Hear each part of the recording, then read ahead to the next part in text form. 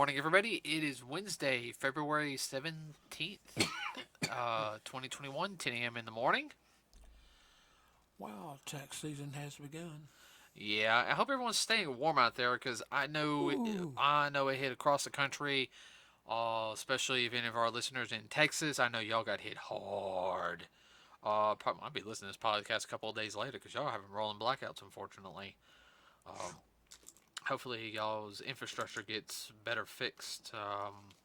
Yell at those politicians. y'all stay warm. Yeah, stay warm. Don't do anything stupid. Don't do anything. Don't turn your car on to heat an area. Please. There's already been some tragedies Please. due to that.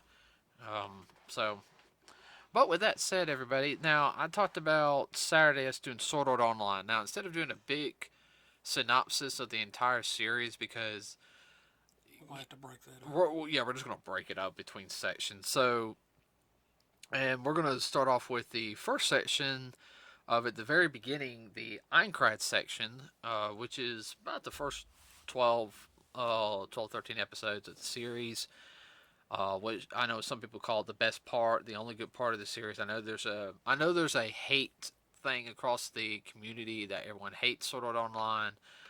I don't know why. I don't know why everyone just can't enjoy like watching something anymore. Everyone's always got to nitpick it. Nit. It's not how I would have done it. Well, I mean, there's things I would do differently in story writing too, but it. What if we don't like something? We just quit watching it. That's simple. Have we done that to any series? I don't remember now. Because I'm usually good about picking series for us to watch. I know. We've seen one like an episode of this or that and said, yeah, that looks kind of weak. What was that one we watched? Pop Team Epic, whatever. Like we watched like 10 minutes of that, and I couldn't stand it. Nope. I was like, okay, and I recorded like the whole series. It's like, okay, let's check this series out. It's like we thought it'd be funny, like a little comedy. Uh, and I had some friends that loved it, and I was just like, nah, just It was past being not my cup of tea. no, it was not my cup of tea. People liked it. Hey, more power to them, but no. Okay, so Sword Art Online. We just finished it up. What, Friday when we did? Mm-hmm. No, last Wednesday. Wednesday. With this last arc. Yeah, this last arc, which is the only arc. I think there's one more arc left in the story. But they haven't. I don't think he's done with it yet. The manga or light novel, whatever you want to call it. Now I do know. Now there's some spin-off series stuff. There's one coming out pretty soon. It's called Progressive. I actually have that manga, the Progressive #1. And it's kind of a semi-retelling of the Ancrade story.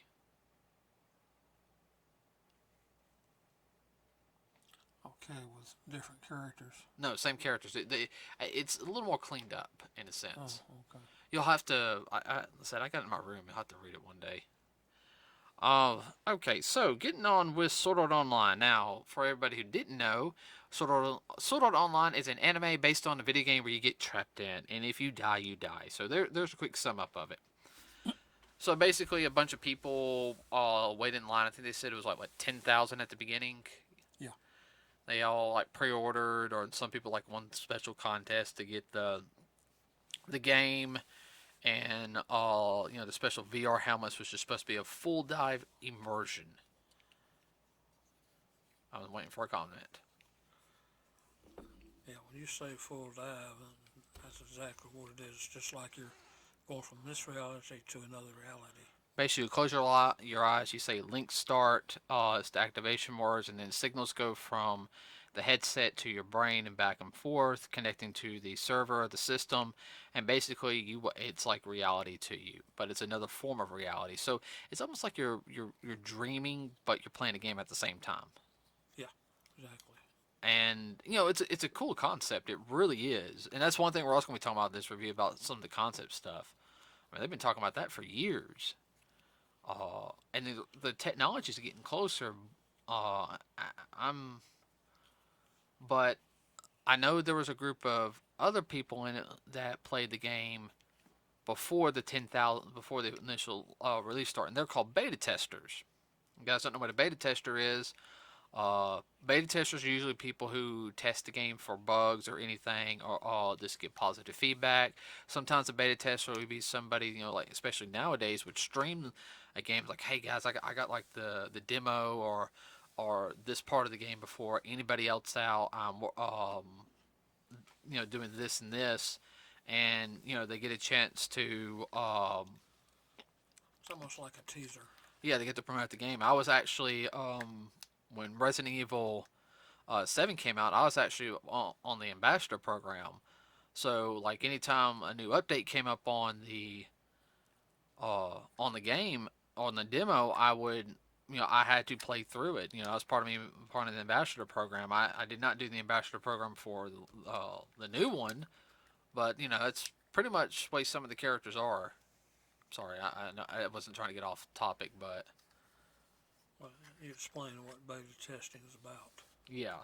So the game starts, and well, they have the big opening cinematic, which pretty much any type of game you expect it to be pre-recorded for like people who start the game. You Hmm. know, it's like, okay, guys, now you're here. We're gonna go through this. You're gonna go through this cinematic, and then poof, and all this other stuff. It's like, okay, hello everybody. The game has started. Blah blah blah blah blah. You can't log out. If you log out, it's if your headsets try to get removed, you die. If you die in the game, you die. If power goes out, you die. Uh, It's pretty gruesome in that aspect. Like these people got tricked into it and didn't realize that this was going to be a real live death match.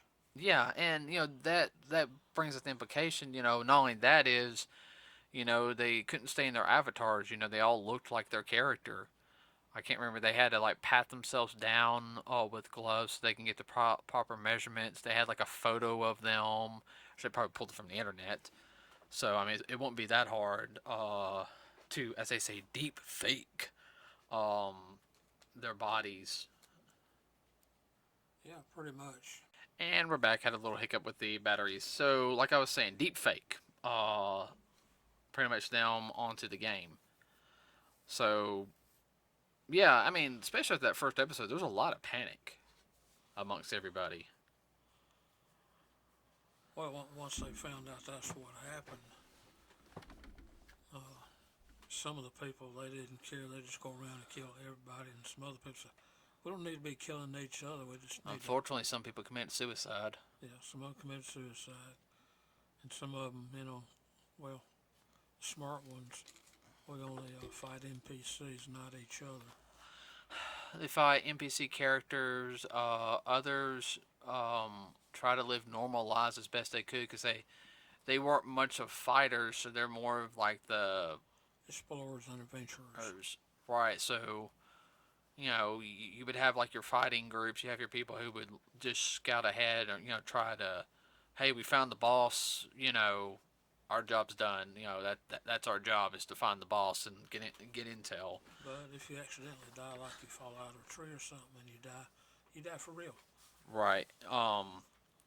And I think that's the one thing that would mess with a lot of people psychologically.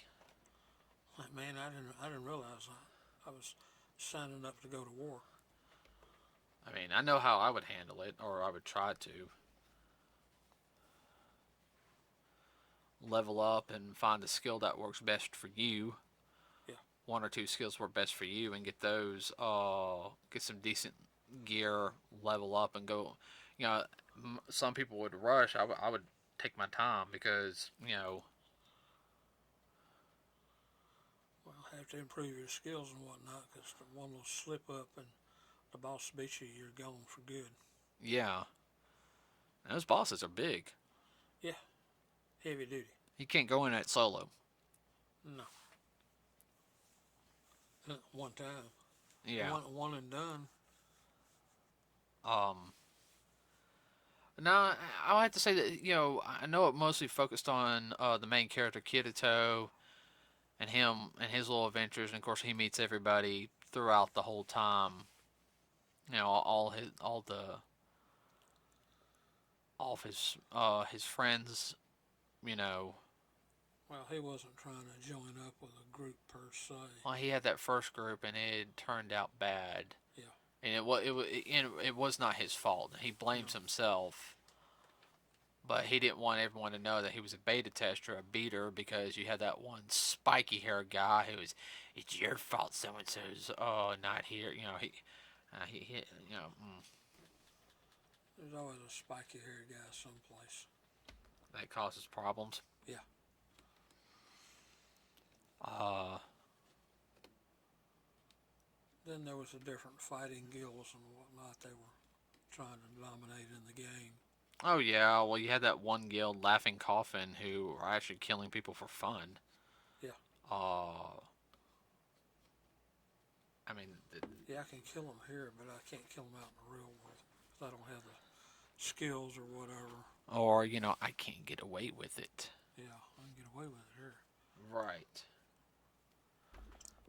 That was messed up. I think that's the one of the most messed up parts. Is the fact is if you find out that somebody was from the Ancrade game, and next thing you know, you're like, wait a minute, were you on Laughing That, Coughing? yeah, this is for real, life or death. Holy crap! I mean, especially at first, trying to learn to trust somebody would be really hard. You couldn't Mm-hmm. necessarily trust somebody at first. You, am I making sense on that? Yes, they have to earn your trust and vice versa. Oh, look, the first time he met Asuna. She didn't fully trust him. Mm-mm. Well, I mean, I really can't blame her. I mean, she's a, you know, Well, she's part of a guild. no, no. The first time, no, they fought together on the first boss. They were partnered Yeah, up. yeah. She didn't fully trust him because, like, she did and she didn't. And one, her being a girl and everything, and then before he joined the guild, she helped him out with some stuff because he was one of the frontline players He was kind of like what they call a ranger type character. He's out there by himself. by himself looking around, gathering intel. Yeah, he didn't hoard anything for himself. No. Well, he found out the severity of it. So, hey man, I got to do my part to help everybody to get out of here alive. Well, he also figured that hey, if nobody's around me, there's less chance of them getting killed. Yeah. So I don't know when he joined up with Asuna at first, it was just kind of like a party thing, uh, and of course, Well, he was love. having some guilt problems. Oh yeah, he was already showing some PTSD, but major guilt. Of course, they fell in love. I think she fell in love with him first before he did her, Yeah. because she saw how much of a nice guy he was. Not only that, the fact is that I'm sorry, a guy that can whoop somebody's butt, and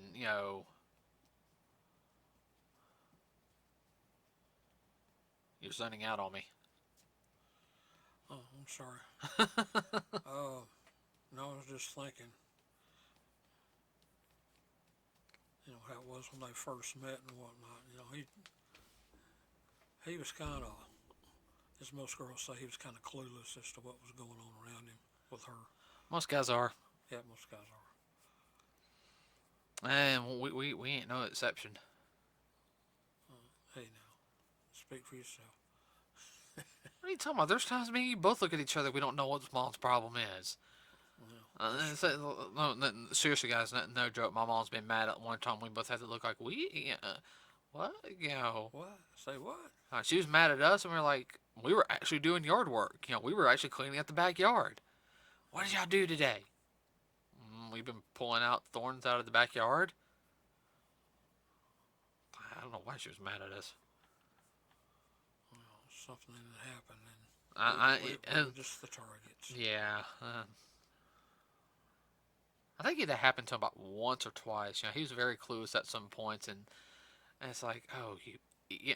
Okay, I'm He's not interested in so much to start off with a relationship, that type of relationship.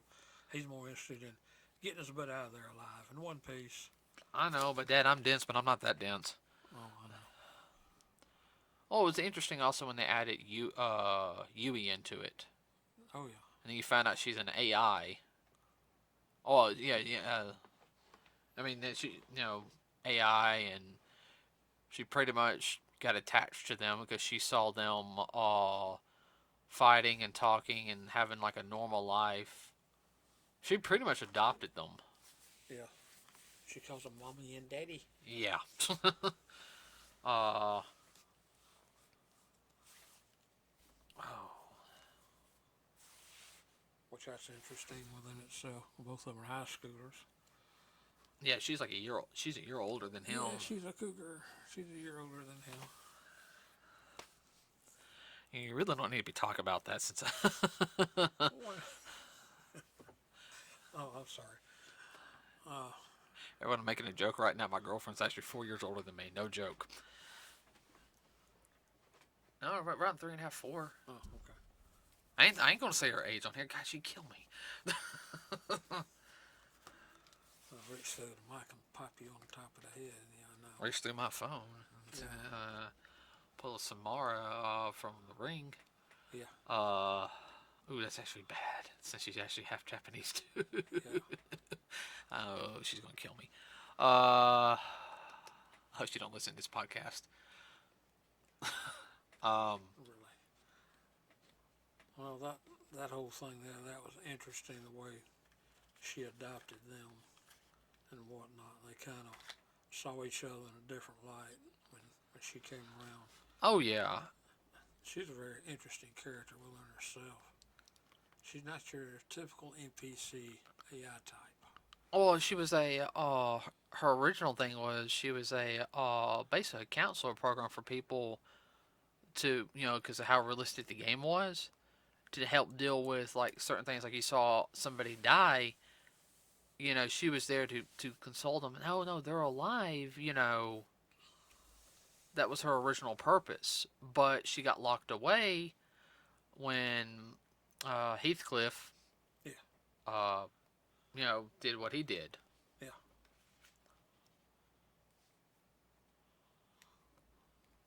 Is what you call a bad actor. Heathcliff was a jerk. Yeah. He tricked them all. Yeah. Come to find out at the very end that at floor 75 after they beat the boss, the was like that giant skeleton that was like a centipede. Yeah. Um, they were already complaining. It's like we lost 10 men and we got like 25 more floors. And what happens? The leader of the head guild had no damage. And Kirito attacks him and find out that you're Kayaba, not Heathcliff. Heathcliff was his gamer name. Kayaba was his real name. The creator of the game. Oh, a real scumbag. Oh yeah.